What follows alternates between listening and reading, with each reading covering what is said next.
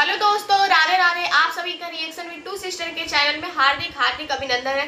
दोस्तों, आए दिन हमारे देश में दंगा होती ही रहती है, कभी महाराष्ट्र में, कभी साउथ में, और अभी दंगा करने की कोशिश की गई है अपने यूपी प्रयागराज में। मतलब जितने भी पॉलिटिकल लीडर है अपने फायदे के लिए गरीबों को लड़ाते हैं, गरीबों को नुकसान पहुंचाते हैं, और गरीब ये समझ नहीं पाते हैं। उनको ये बात समझनी चाहिए कि कोई भी नेता किसी के लिए खड़ा नहीं होता है, कोई भी नेता कभी किसी का भला नहीं सोच सकता सिवाय अपने। अभी यूपी प्रयागराज में बहुत एक जाने माने नेता है, ठीक है, नगीना, जिनका आप लोग समझ सकते हैं मैं किसका नाम ले रही हूँ। वो नगीना दलितों के नेता बनते हैं, हालांकि वो दलितों के सबसे बड़े दुश्मन है, क्योंकि वो जो दलितों के साथ कर रहे हैं और जो दलितों से करवा रहे हैं ना, वो कोई दुश्मन ही कर सकता है, कोई अपना सगा संबंधी या कोई आपके बारे में अच्छा सोचने वाला नहीं। उन्होंने ट्रोल फ्री करवाने के लिए वहां पे दंगा करवाने की कोशिश की यूपी प्रयागराज में। वहां पे मासूम 17-18 साल के बच्चे या और जो आधा जीवन व्यतीत कर चुके हैं बूढ़े बुजुर्ग लोगों को और बच्चों को वहां पे उन्होंने दंगा करने के लिए उतारा। जब उन्होंने वहां पे दंगा करने के लिए उतारा, पूरा रोड जाम हो गया, ब्लॉक हो गया पूरा रोड,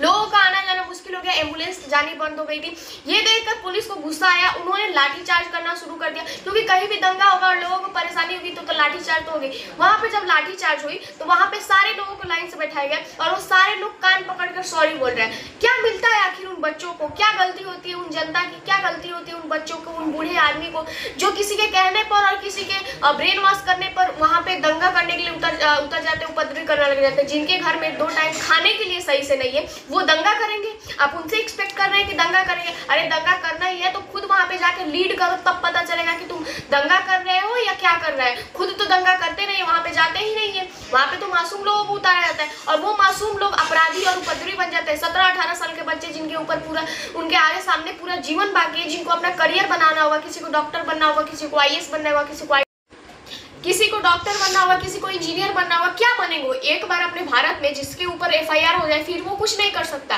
फिर उसके सारे रास्ते बंद हो जाते हैं। और ये बात गरीब और मजदूरों को समझना चाहिए, फिर चाहे वो दलित हो, ब्राह्मण हो या राजपूत हो, कोई नेता उनके लिए करने वाला नहीं है, सिवाय उनको अपराधी और उपद्रवी का टैग दिलाने के अलावा कुछ नहीं कर सकता है। ठीक है, कोई नेता हमारे बारे में सोचने वाले नहीं है। एजुकेशन बहुत अच्छी चीज है, एजुकेशन लेना चाहिए, लेकिन क्या आप मुझे बताइए, जो आपसे दंगा करवाने आ रहे हैं, जो आपको रैलियों में उतार रहे हैं, वो क्या आपको एजुकेशन फ्री करवाने आते हैं? ये वो कल के डेट में आएंगे तो एजुकेशन फ्री कर देंगे।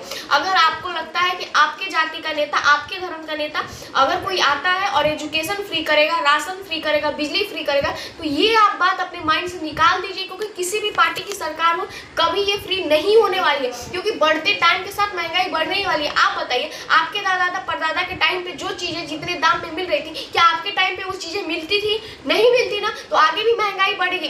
तो मेरे भाइयों बहनों, आप लोग कमाने की कोशिश कीजिए, आप लोग अपना करियर बनाइए, खुद को मजबूत बनाइए, फाइनेंशियली इंडिपेंडेंट बनाइए। लड़का हो या लड़की हो, चाहे किसी भी समाज से आता हो, किसी भी कम्युनिटी से आता हो, किसी नेता के चक्कर में मत पड़िए, किसी भी नेता के चक्कर में मत पड़िए। और खास कर ये नगीना के चक्कर में तो पड़ी। ये बोलता है दलितों के नेता, कौन से दलितों के नेता है? अपने ही परिवार के, अपने जो इसका पार्टी है, अपने ही परिवार के 5 लोगों को अध्यक्ष बना के बैठा है। कि पूरे उत्तर प्रदेश और पूरे हरियाणा में इसको और कोई काबिल नहीं मिला वो अध्यक्ष बनाने के लिए, कोई ऐसा काबिल नहीं लगा कि उसको उस सीट पे बैठाया जाए। जब आप दलितों के लिए लड़ रहे तो दलितों में से 4 आदमी को बना देते, अपने भतीजों को क्यों बनाया आपने? तो ये तो आपको दिख रहा है कि ये अपने फैमिली लेगेसी बना रहे हैं, कल के डेट पे अपनी फैमिली तैयार कर रहे हैं। फैमिली इनकम होना चाहिए, रिसोर्सेज होना चाहिए। और ये जो बोल रहे हैं ना कि एजुकेशन फ्री कराएंगे, ये करवाएंगे, इनके ही बच्चे कल के डेट में बाहर के कंट्री में पढ़ने जाएंगे और ये नेता बनेंगे। जिनके ऊपर 12 केस है वो नेता बनेगा, जिनके इतने संगीन अपराध है वो कैसे नेता बन सकते हैं? भाई आंख बंद करके किसी भी नेता के पीछे चले जाना।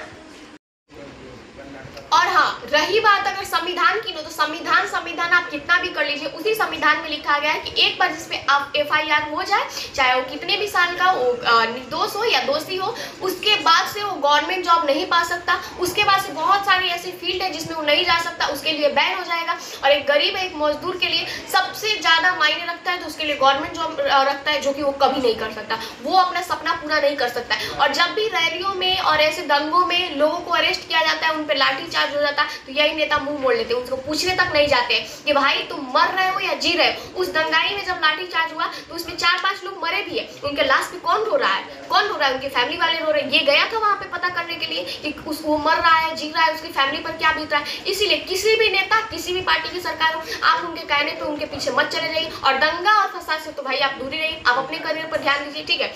तो मैं ये और हम अपने सारे भाइयों और बहनों से हाथ जोड़कर रिक्वेस्ट करते हैं कि आप अपनी फैमिली पर ध्यान दीजिए, आप अपनी फैमिली की गरीबी पे ध्यान दीजिए, उस गरीबी को मिटाने की कोशिश कीजिए, फाइनेंशियली आप स्ट्रांग बनिए, किसी नेता के पीछे मत बनिए, क्योंकि मेरे भाई कोई नेता आपको अमीर आके नहीं बनाएगा, वो खुद अमीर बनेगा। आप बताइए, वो खुद बाहर विदेशों में घूमने जा रहे हैं, बाकी लोगों के लिए क्या किया उन्होंने? तो इसलिए किसी नेता के पीछे मत जाइए, ठीक है? आप लोग खुद सोचिए। और हाँ, अगर आपको कोई बोलता है कि जाति के नाम पे या धर्म के नाम पे लड़ाना चाहता है, तो आप ये जरूर सोच लीजिएगा कि आप जब जाति और धर्म के नाम पे लड़ेंगे तो उससे फायदा किसको होगा? सालों से ये जनता जाति और धर्म के नाम पे लड़ती आ रही है, मिला उसको कुछ नहीं सिवाय गरीबी और भुखमरी और बेरोजगारी को, कुछ नहीं मिला है, चाहे कोई भी नेता हो। तो इसीलिए किसी भी नेता के पीछे अंधाधुंध न जाइए, अपनी फैमिली के गरीबों को समझिए, उसे दूर करने की कोशिश कीजिए और खुद ही माइंड लगाइए और खुद ही सोचिए आपके लिए क्या सही है क्या गलत है। इसलिए इन सब पचड़ों से दूर रहिए। आज का वीडियो मैं यहीं पे समाप्त करती हूँ। आप लोग कमेंट करके बताइएगा मेरा वीडियो कैसा लगा, ठीक है? बाय।